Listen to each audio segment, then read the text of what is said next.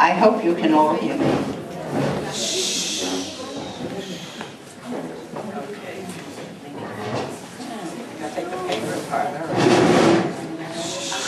I'm so very glad that so many of you were able to come to my party, and those who weren't able to make it, I know you're all thinking of me too. Anyway, here I am, celebrating my 85th birthday with all of you.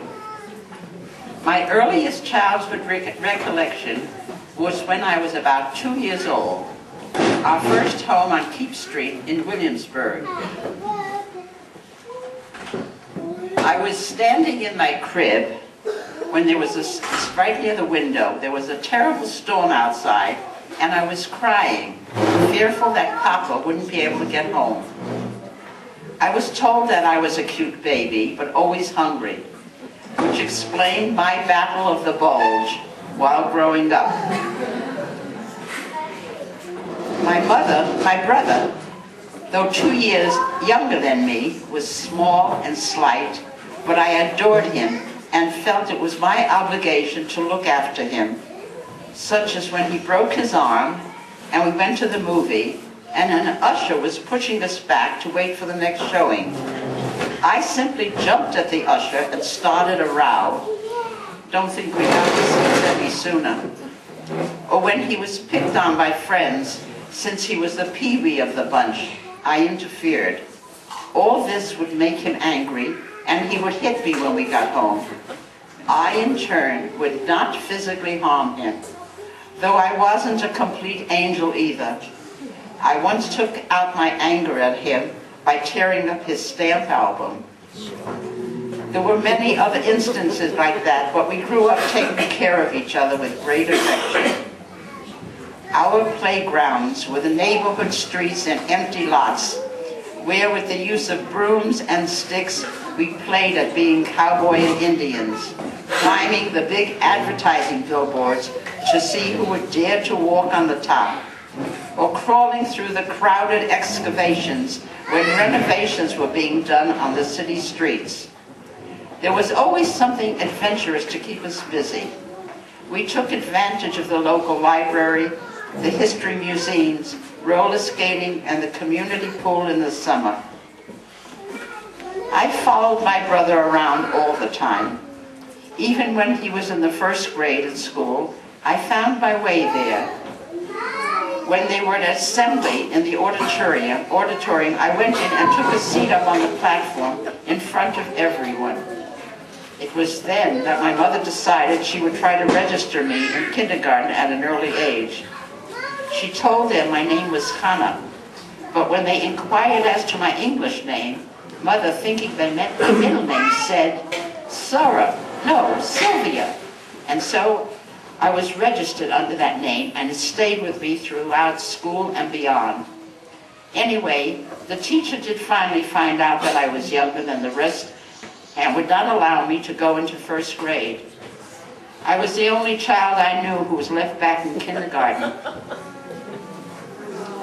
I enjoyed school and was an average student, though I was often getting into trouble, even as a young child. I had this constant feeling I must look after others and would come to the defense of other children if hurt by anyone.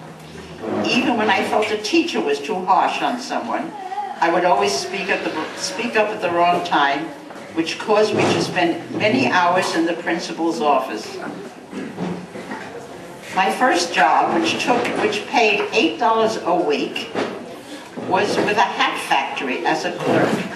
I think I stayed there 2 weeks because the place was dirty and the language was foul, something I wasn't used to. I then worked at Hannah Troy Fashion, an elite designer place, as an assistant bookkeeper for a couple of months at $10. But it was a temporary job to cover for someone who was out on maternity leave.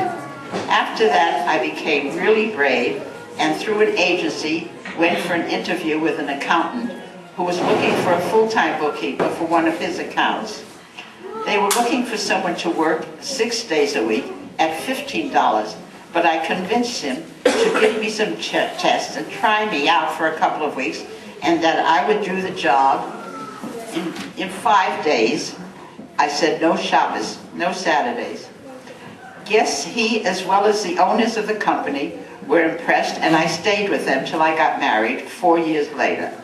I did take some additional courses a couple of times a week for a while, and by the time I left, I was already making $65 a week, a fortune in those days.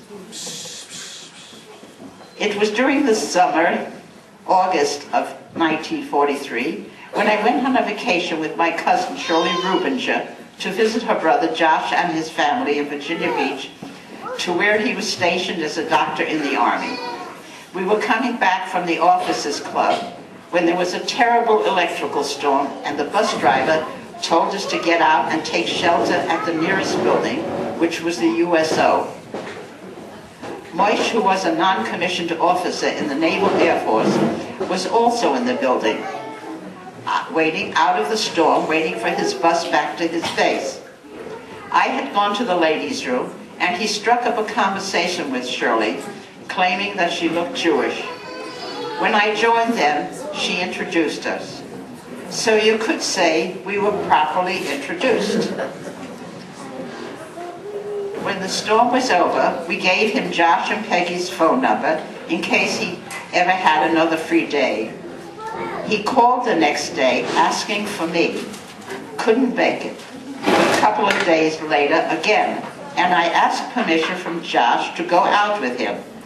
I asked him to make a double date to include Shirley, but he claimed there were no other Jewish boys at his base. But she told me to go ahead since he seemed lonely. We went to the amusement park, rode on the big Ferris wheel, walked for miles, and ended up talking on the front porch till 1 a.m. He was truly interested in my past and my family, made talking to him easy, and tried to convince me that I was not living a proper Jewish life. I gave him my phone number in New York, thinking I would never hear from him. Instead, he called before Sukkot and said he would be visiting his Aunt Dina, Tante Dina, in Jamaica, Long Island, who he hadn't seen in 5 years, and would like to see me after Simchas Torah. I took time off of work and met him at the train station, where he handed me a gift. It was a whole box of chewing gum, something that was hard to get during the war.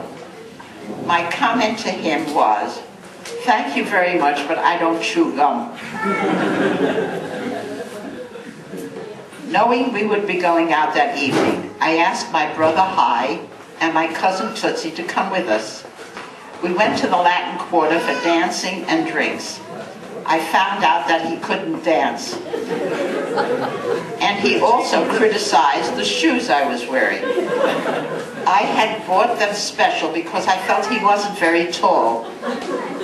By then I felt that this guy was for the birds.